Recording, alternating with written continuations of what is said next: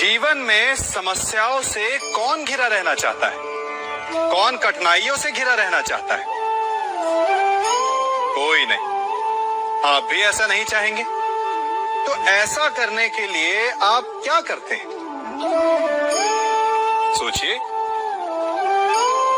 मैं बताता हूं। ऐसा करने के लिए अधिकतर लोग कठिनाइयों से दूर भागते हैं, समस्याओं से दूर रहते हैं, और यही आप सबसे बड़ी भूल कर बैठते हैं।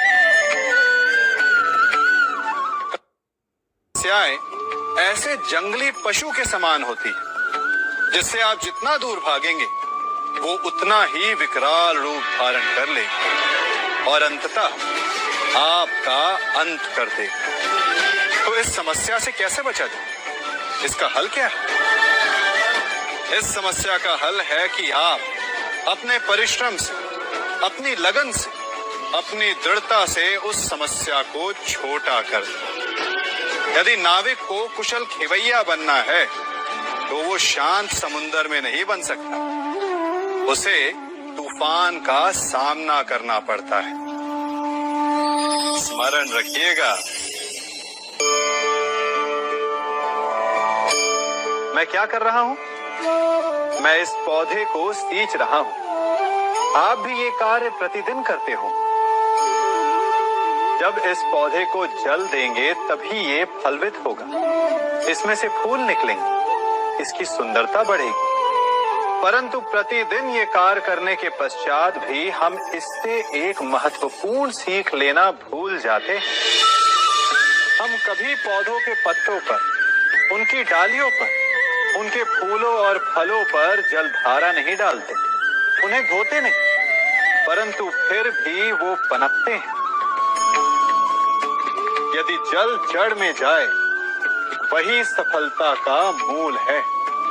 यदि आप एक बार में अनेक कार्य करने जाएंगे तो आपको एक कार्य में भी सफलता नहीं मिलेगी, परंतु यदि आप बुद्धिमता से, दृढ़ मन से एक कार्य साधेंगे तो एकाएक स्वतः ही सारे कार्य सध जाएंगे। जो आपका मूल है, जहां से आपको सिंचाई मिल रही है, यदि आपने उसी जड़ को छोड़ दिया तो एक सूखे पौधे की भांति आप भी सूख कर गिर जाएंगे और अंततः अपना अस्तित्व खो बैठे। कभी कभी हमें लगता है कि हमारे अपने, हमारे हितैषी, हमारे माता पिता को हमारे मन की बात ही नहीं समझ आ रही, जैसे उन्हें हमारे हर कार्य में, हर निर्णय में खोट दिखाई दे रहा हो।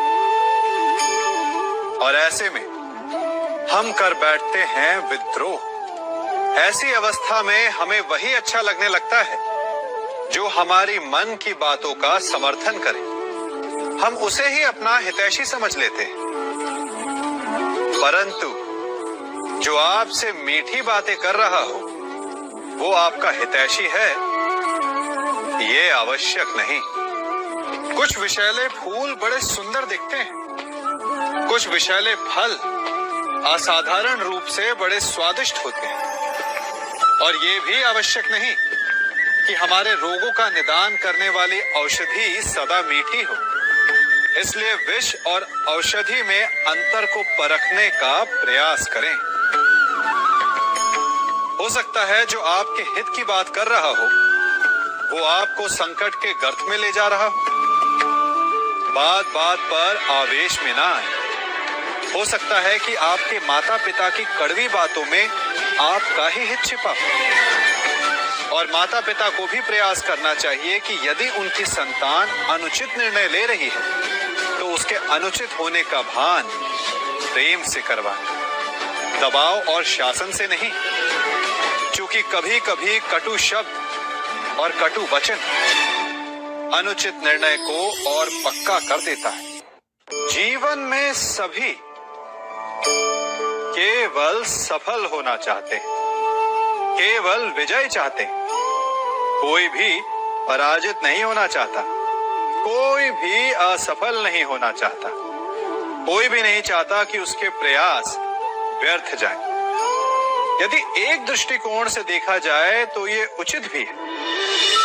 परंतु असफलता में भी एक अच्छी बात छिपी होती है। कैसे? मैं बताता हूं।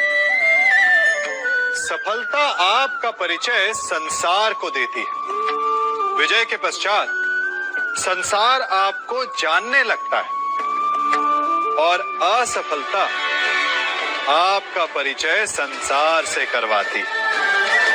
पराजय के पश्चात आप अपने जीवन को जानने लगते हैं। इसलिए सफलता और असफलता से घबराए नहीं।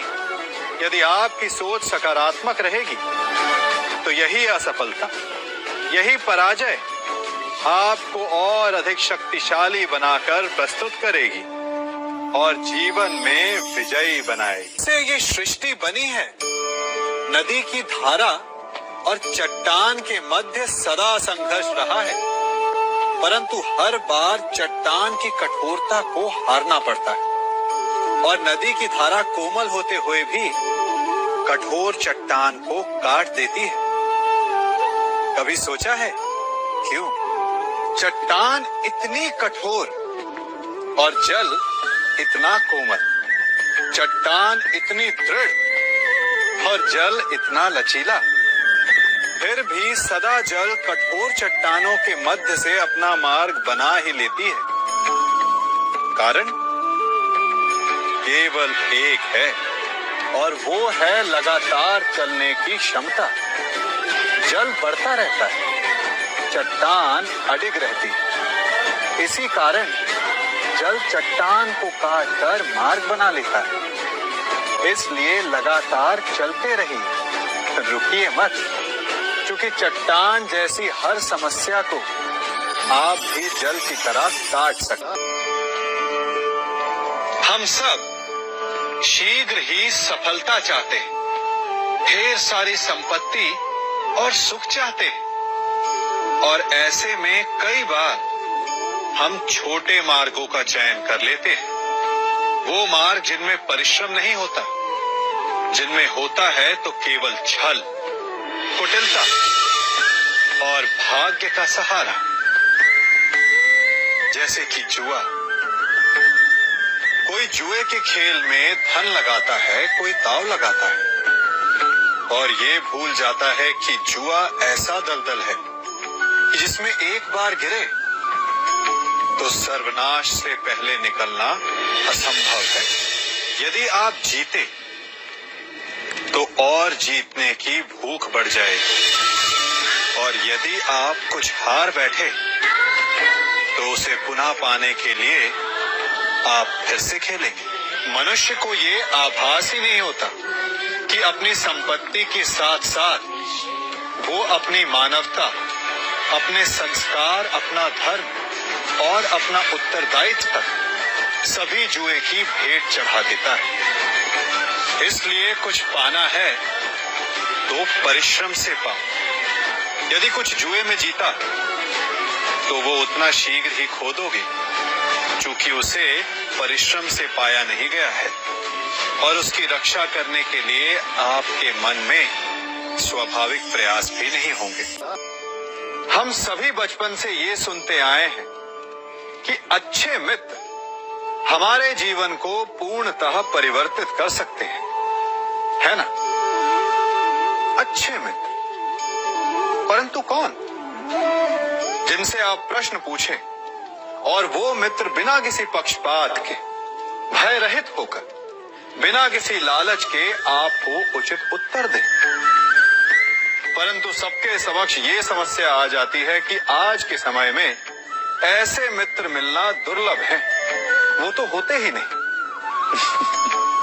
परंतु मैं आपको एक बात बताता हूं, हम सब के पास एक ऐसा मित्र होता है, बस हम उसे पहचान ही नहीं पाते।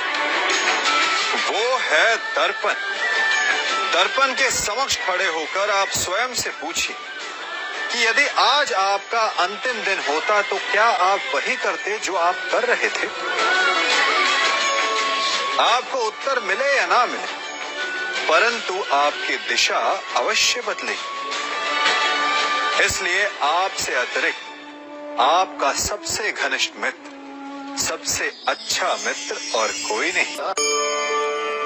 मनुष्य भी बड़ा विचित्र प्राणी है।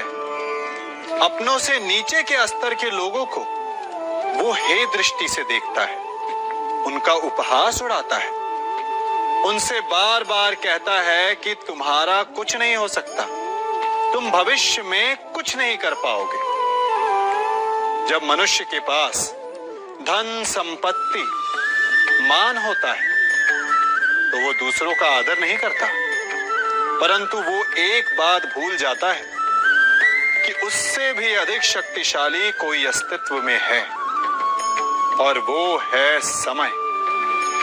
काल काल अपना चक्र कब बदलेगा ये कोई नहीं जानता। समय अपनी करवट कब लेगा ये कोई नहीं जानता। कोयला भी समय के साथ साथ हीरे में परिवर्तित हो जाता है। इसलिए जीवन में कभी भी किसी का भी उपहास नहीं उड़ाना चाहिए। कभी कभी आप सबके जीवन में एक ऐसी विचित्र समस्या अवश्य आती है कि शक्तिशाली के समक्ष मौन हो जाओ। उस शक्तिशाली से विवाद करने से बचने के लिए आप मौन रह जाते। मानता हूं ऐसा करने से आप एक विवाद से बच जाते, एक संघर्ष से बच जाते, परंतु ऐसा बचाव एक बड़े संघर्ष को जन्म दे देता है। कैसे? हमारा मौन रहना अनजाने में उसका समर्थन बन जाता है और वो स्वयं को अधिक शक्तिशाली अनुभव करता है, और यहां से हमारा दमन प्रारंभ हो जाता है। एक के बाद एक हम अन्याय में अनचाहे रूप से सम्मिलित होते चले जाते हैं। तो इसका तोड़ क्या है? ये समझने के लिए ये जानना आवश्यक है कि ऐसी कौन सी बात है जो आपको विरोध करने से रोकती है। ये सामने वाले की शक्ति नहीं जो आपको रोकती है, या आपके भीतर छिपा भय है जो आपको रोकता है। हाँ, कभी कभी भय आपकी सुरक्षा अवश्य कर सकता है, परंतु साथ साथ ये भी जानना आवश्यक है कि ये भय ही है जो आपको मौन भी रखता है। इसलिए अपने मन से भय को निकालिए और खुलकर अनीति का, अन्याय का विरोध कीजिए, और फिर देखिएगा आपका मन कितना मुक्त, कितना हल्का अनुभव करेगा। जीवन में सफल कौन नहीं होना चाहता? पद में, प्रतिष्ठा में आकाश जैसी ऊंचाई किसे नहीं चाहिए? स्थिरता में भूमि जैसी दृढ़ता किसे नहीं चाहिए?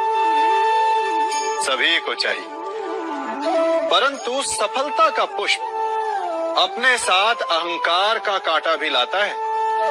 सफलता आपको आनंद देती है, उपलब्धि आपको गर्व देती है, और फिर यही आनंद धीरे धीरे अहंकार में परिवर्तित हो जाता है, फिर अतिक्रमण में, और अंततः अन्याय में।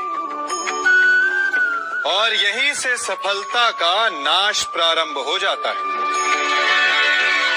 यदि आप चाहते हैं कि आपकी सफलता लोगों की दृष्टि में सम्मान बनकर रहे, लोगों के मन में शूल बनकर नहीं, तो ये आप वृक्ष से सीखिए। फलों से लदने के पश्चात वो झुक जाता है। उसी प्रकार सफलता मिलने पर विनम्रता अधिक आवश्यक है, और जीवन में अधिक सफलता पाने के लिए या पाने पर और अधिक विनम्र हो जाना चाहिए।